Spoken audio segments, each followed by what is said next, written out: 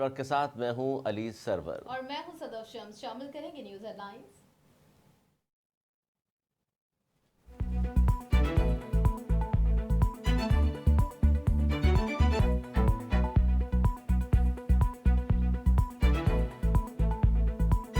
सिंध काबीना ने नए माली साल 2023-24 के बजट की मंजूरी दे दी है। वज़ीर आला सिंध सैयद मुराद अली शाह सिंध असम्बली में सूबाई बजट 2023-24 पेश करेंगे। सूबाई बजट 2023-24 का कुल हजम 2244 अरब रुपए है।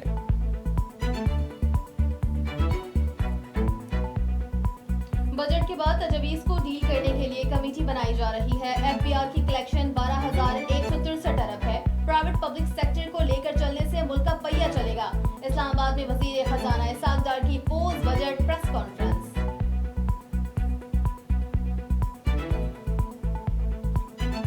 सैलाब से मुतालिक रिलीफ और बहाली के चैलेंजों के बायस आइंदा बजट बनाना खास तौर पर मुश्किल काम था। वज़ीर-ए-आज़म शहबाज शरीफ ने कहा, चेयरमैन पीटीआई के पैदा करदा सियासी अदम इस्तेहकाम ने मईशत को नुकसान पहुंचाया।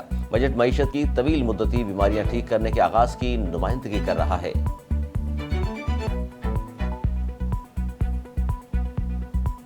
साबिक वजीर दिफा परवेज खटक ने जहांगीर से मुलाकात की खबरों को बेबुनियाद करार दे दिया है। कहा, मेरा किसी दूसरी सियासी जमात से वाबस्तगी का इरादा नहीं।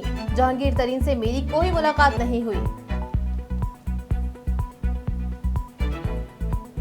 अमीर जमात इस्लामी कराची हाफिज नईमुर रहमान ने कल से पाकिस्तान भर में एहतजाज करने का ऐलान कर दिया। कहा, पीपल्स पार्टी का चेहरा दुनिया को दिखाने जा रहे हैं। मेयर के इंतखाब से कबल कानून में तरमीम की गई। हमने तरमीम के खिलाफ केस किया है। हमें यकीन है अदालत इस तरमीम को मुस्तरद करेगी।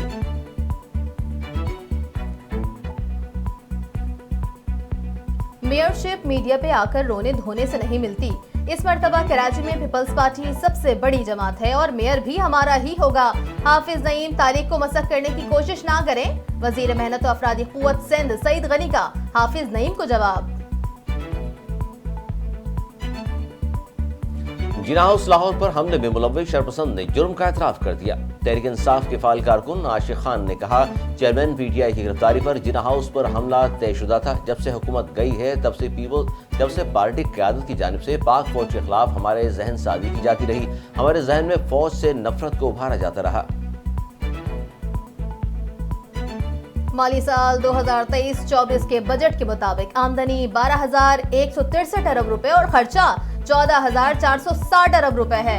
इस तरह कर्जों का सूद अदा करने में 7,303 अरब रुपए यानी आधा बजट खर्च हो जाएगा। बजट के तमाम अहदाफ मसनूई और पिछले साल की तरह हकीकत पर मबनी नहीं। वफाकी बजट पर रद्द-ए-अमल में पीटीआई के सीनियर रहनुमा हमाद अजहर ने कहा कि माशी तरक्की, टैक्स कलेक्शन, महंगाई की शरह बजट बैलेंस करने के लिए लिखे गए। उनका हकीकत से कोई ताल्लुक नहीं।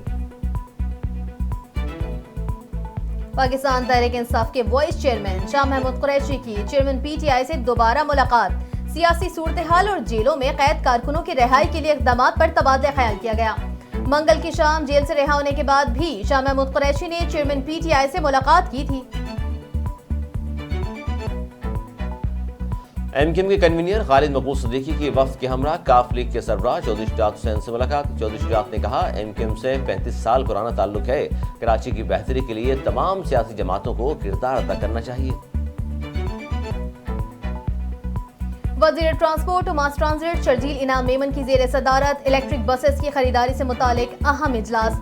चाइनीज कंपनी की जानिब से चार्ल्स काउस इलेक्ट्रिक बसेस के हवाले से इजलास को ब्रीफिंग। सूबाई वजीर ने इलेक्ट्रिक बसेस और चार्जर्स की फराहमी और खुसूसियात के हवाले से मालूमात ली।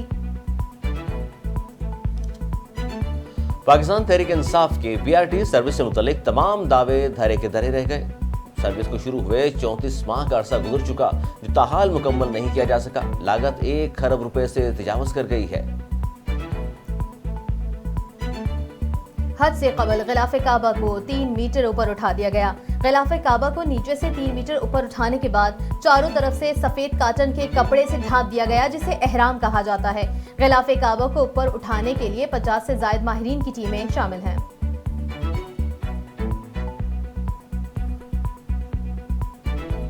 और कौमी क्रिकेट टीम के साबिक कप्तान सलमान बट ने आईसीसी टेस्ट चैंपियनशिप के फाइनल में भारत की मुश्किलात में होने की बड़ी वजह टेस्ट क्रिकेट के बजाय लीग क्रिकेट को तरजीह देने का सबब करार दिया।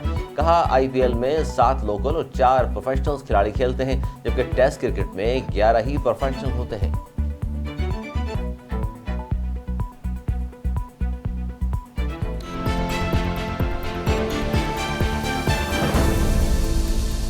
हेडलाइंस आपने जानी, बुलेटिन का करेंगे बाकायदा आगाज, लेकिन एक ब्रेक के बाद।